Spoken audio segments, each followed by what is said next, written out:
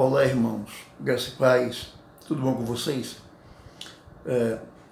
O assunto do momento é o coronavírus, esse vírus aí que está se espalhando desde a China e que chegou ao nosso meio, que tem deixado muita gente atordoada, muita gente aflita, mas essa não é a primeira vez que aconteceu isso na história, né? Outras epidemias aconteceram na história.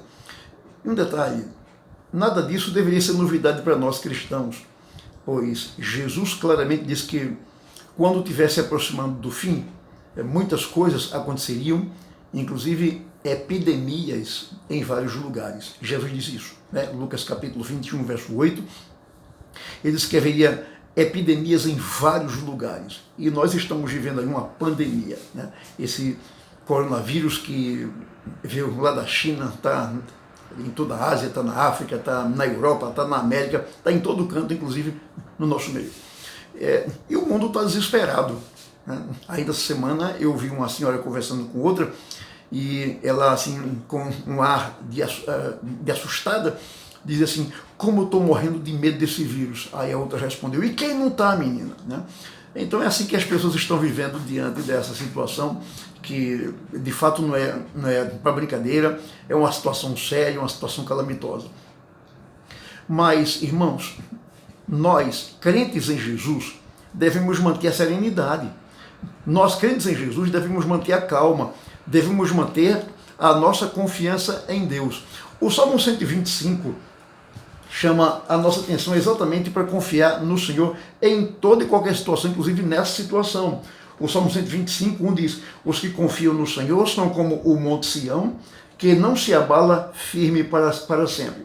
Como em redor de Jerusalém estão os montes, assim o Senhor em derredor do seu povo, desde agora e para sempre.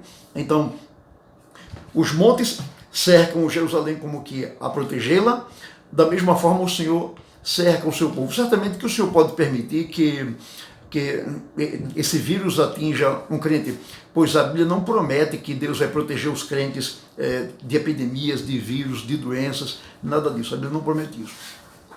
Mas nós cremos que Deus pode nos proteger.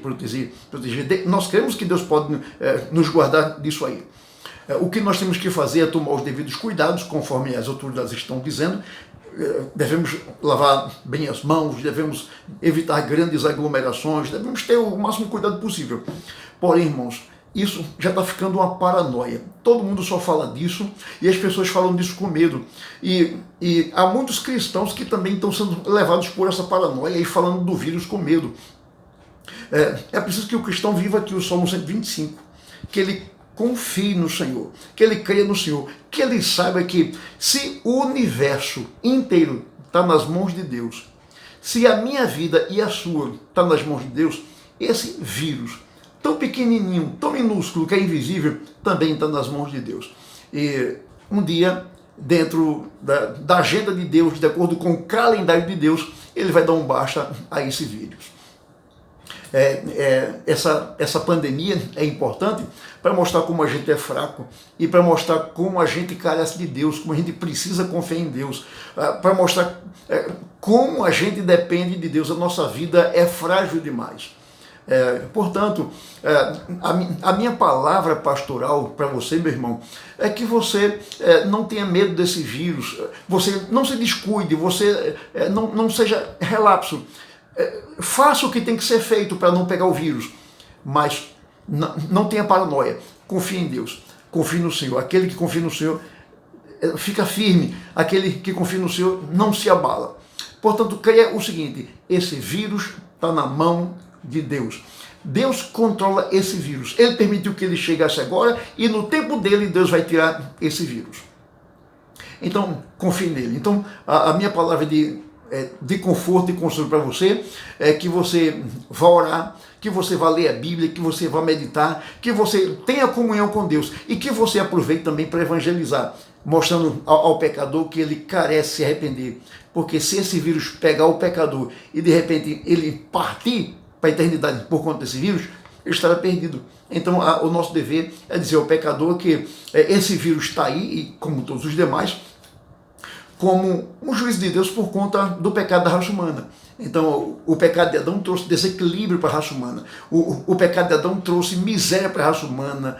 O pecado de Adão trouxe maldição para a raça humana. E esse vírus é um aspecto dessa maldição que veio por conta do pecado de Adão, né? E então é uma forma de juízo de Deus contra a raça humana. Então a gente precisa dizer ao pecador que ele tem que se arrepender dos seus pecados e crer em Cristo, porque se ele for pego por esse vírus e partir para a eternidade, ele partirá sem Cristo e estará perdido. Então, mas irmão, você tem que buscar consolo em Deus. Você tem que buscar conforto em Deus. Faça isso e Deus te abençoará. Amém.